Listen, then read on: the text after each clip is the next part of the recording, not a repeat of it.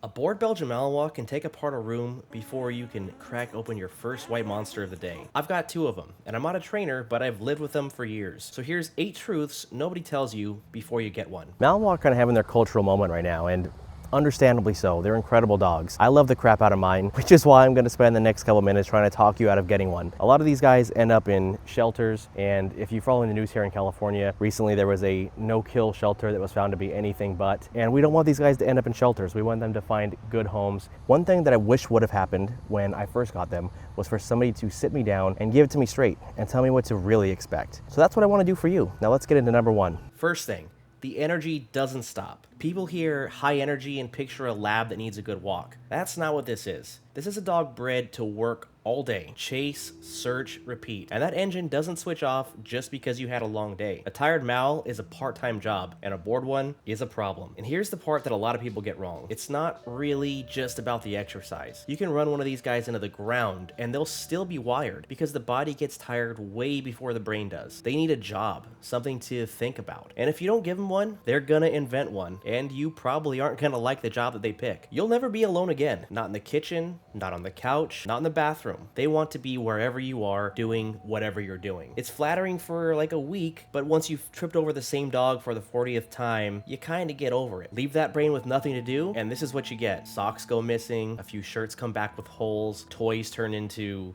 not toys. They've gone after baseboards, my shoes. They even ate the e-brake in my old car. Aries even pulled the door of a Steel Dakota crate inward once, into the crate. Picture that for a second. I still don't know how she did it. None of it's because they're bad dogs. It's just that I didn't give them enough to do that day, and that's on me. But you need to know that it's coming. They notice everything. A bike 3 houses down, a leaf moving wrong, a guy in a hat across the street, a 4-legged creature on TV, even if it's a cartoon. That intelligence you were so impressed by online, it's pointed at the entire world all the time, and managing it is your job. Out in public, you're always working a little bit. And the mouth. These are biting dogs. It's in the DNA. They're not mean or aggressive per se, but they are handsy. They herd with it, they play with it, and they tell you they're excited with it. And it's not even just the mouth. Venom will catch me with a stray paw to the face just to say good morning. And while it's cute, it really doesn't feel good. If you've got little kids or you are picturing a calm, cuddly puppy, really sit with that one before you commit. Everybody wants a smart dog until they get one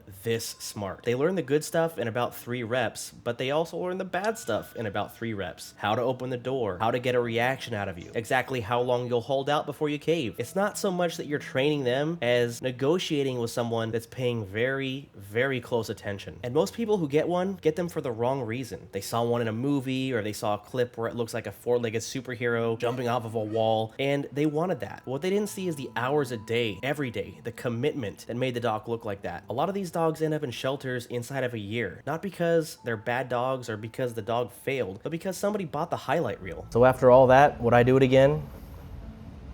Hell yeah. Dude, when it finally clicks, there's nothing else like it. It's not like having a regular dog. It's like having a partner who's willing to do anything and everything with you. They're all in, ride or die, never quit. That is them. But that's not for everybody. So if you're thinking about getting one of them, just make sure that you have the right reasons in mind. Don't do it because it's trendy or because they look cool or because you've seen somebody's videos of them being all flashy and awesome. They can 100% be that, but it takes a lot of work and it takes a lot of patience, and it's not something that you can just do in your spare time because these guys are a lifelong commitment. As annoying as they can be sometimes, at the end of the day, they can keep every sock and every shirt and pair of pants that they've put a hole into, because to me, they're worth it. So here's who actually does well with one. Somebody whose life already has a lot of movement in it. Somebody who's home a fair amount or able to bring the dog along with them where they go. And somebody who likes the work, who wants a project, not just a decoration. If that's you, you'll be fine, probably, mostly. But if you're hoping for a dog that settles into a quiet life, it won't. You adjust to it, not the other way around. So there's the whole honest truth. And if it scared you off, that's good. That was kind of the point. You probably just saved yourself a lot of grief. And if it didn't, well, I warned you, you're really in for it. That's what this channel is about. The dogs, the iron, all the work that goes into both. No sugarcoating. If that sounds like your speed, subscribe and follow along. We're glad you're here. Okay. Where's your tuck? Good boy.